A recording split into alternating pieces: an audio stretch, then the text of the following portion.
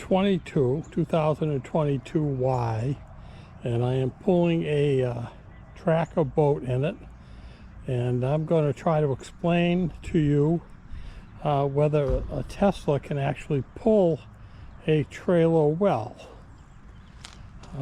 Simply the trailer hitch, as you know, it's a $1,000 upgrade, and it's nicely tucked in with a removable plate, and it's kind of tight in there. Everything fits really snug together, but it works. And if you can see by my hitch, I got an extension hitch because I didn't want it that close. I wanted it back a little bit further.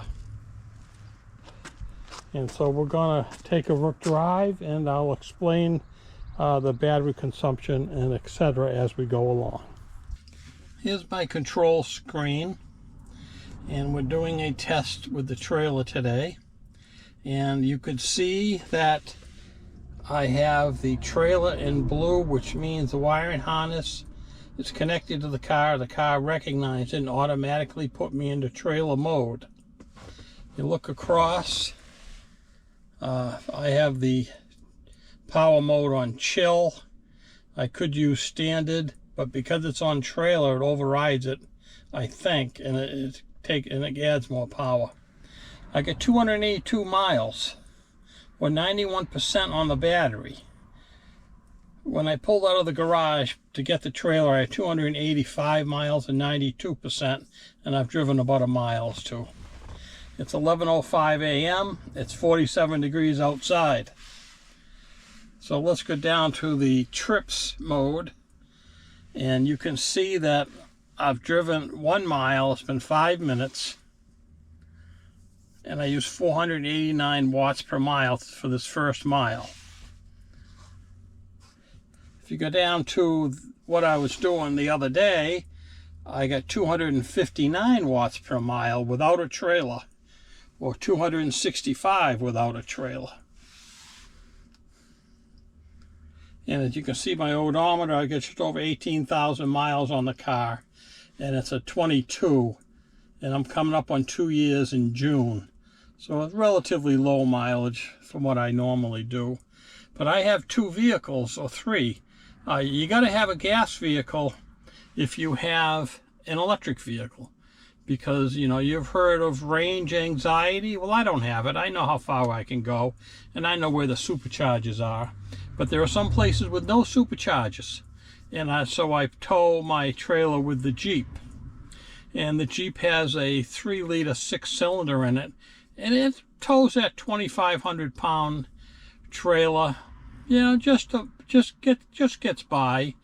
But this Tesla, because it's rated for 3,500 pounds, pulls this trailer with no problem. Plenty of power. Oh, I can't believe the power this car has pulling a trailer.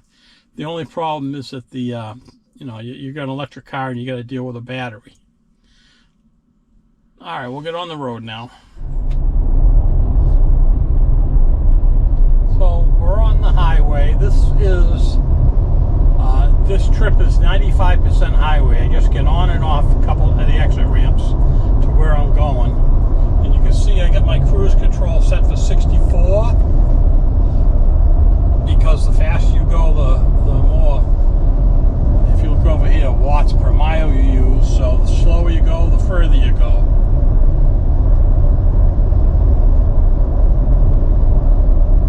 And it's still 47 degrees. And you'll notice I do not have the heat turned on, trying to give this car the benefit of the doubt to be as fair as possible. And I also pre-conditioned the car.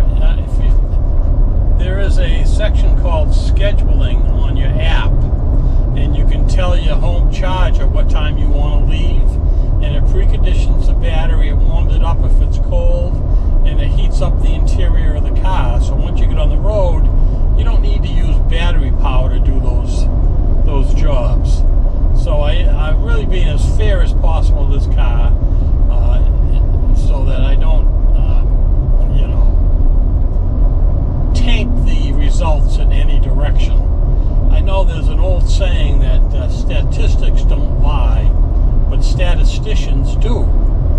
And what that means is the numbers are the numbers, and how you interpret them can change the outcome and give you a different result. Two different people can look at the same numbers and come up with a different result.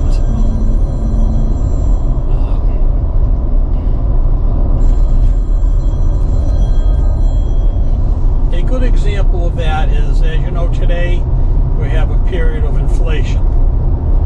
Well, the inflation, they came out just this past week, and inflation was just over 3%. And how can that be? Because I know that when I go to the store, everything is very expensive. From a loaf of bread, bacon, a 2x4, a box of screws, even gasoline, you name it, it's up. And I feel it's up 20 to 30%. Somebody in the news was saying just over 20%, and I think that's pretty realistic. But that's over, that's what I was paying for food last year. But what they do is, statisticians change the rules. So the inflation is up 20%, but they're only going to report 3%. Why? Because they don't include some things in the numbers. They don't include the price of food or energy in the inflation numbers. So here you go, the government's not lying to you, they're misrepresenting, but they aren't lying because they changed the formula, and they did that back in the 70s. What happened was, people on Social Security were getting COLA, cost of living raises. And back in then, the late 70s, mid 80s, inflation was running a good 10%. And so they couldn't afford to give everybody on Social Security a 10% raise year after year. So what they did was they changed the formula to follow inflation to take out food, energy, and some other items. Now they were down around 2 to 3%, and they gave everybody, I believe back then, a 3% raise in their Social Security payments, COLA, cost of living adjustment. So I tell you that story because I'm driving and I got nothing else to say. And also, I'm not trying to taint the results of this trailer test. I'm giving every benefit of the doubt to the car. If I wanted to taint it, I would have done just the opposite. I would have done some things so the car would use more power. I would have driven a little bit faster. I would have had the heat on. I wouldn't have preconditioned. So just so you know, I'm on the up and up. All right, I'll shut down now and fill you in when I arrive. So here we are. We have arrived. So if you notice, the important things for this test is you've got 234 miles left.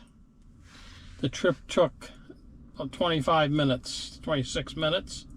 Temperature's still 48, went up 1 degree.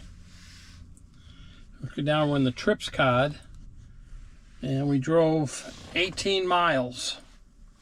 We used 617 watts per mile. The reason why I keep mentioning the temperature to you is because in the winter, the battery, you use more of the battery in cold weather and use more of the battery to go the same number of miles in warm weather because you're running the air conditioning. So I'm not using either of those at this time, so you could see that we have a fair analysis. So the trailer is off, and you can see I have a red indicator for the trailer. So we're going to try to shut that off. And I can't recall where it is. Let's try to find it.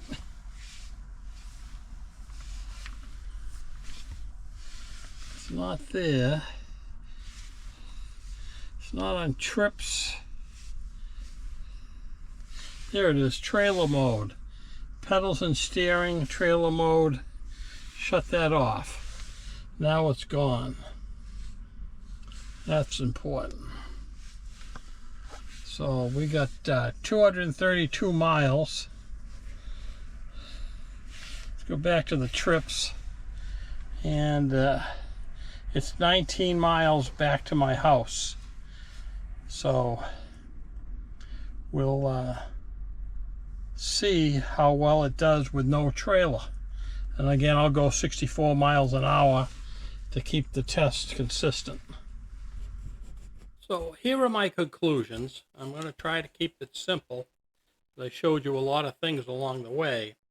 I left my home with 285 available miles on the battery. I arrived with 234 available miles left on the battery. So if you subtract those, you see that I used 61 miles of battery power to travel the 19 miles for my trip.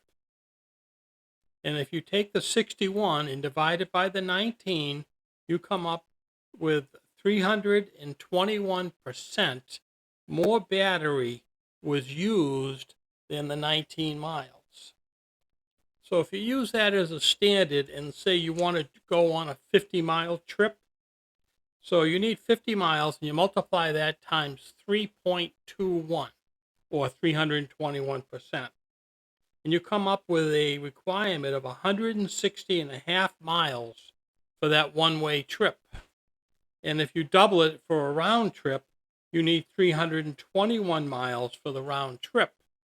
And of course, the car will not charge, or her battery will not hold 321 miles, especially as you near the end of the trip. The car wants to precondition the battery to accept a charge at a supercharger, let's say. And so it heats the battery and it draws down power pretty quickly at the end. So that is a trip you would not take because there was no supercharger along the way for me. So I would have to use my gas vehicle. Now on the return trip going home, I had started out with the 234 available battery miles.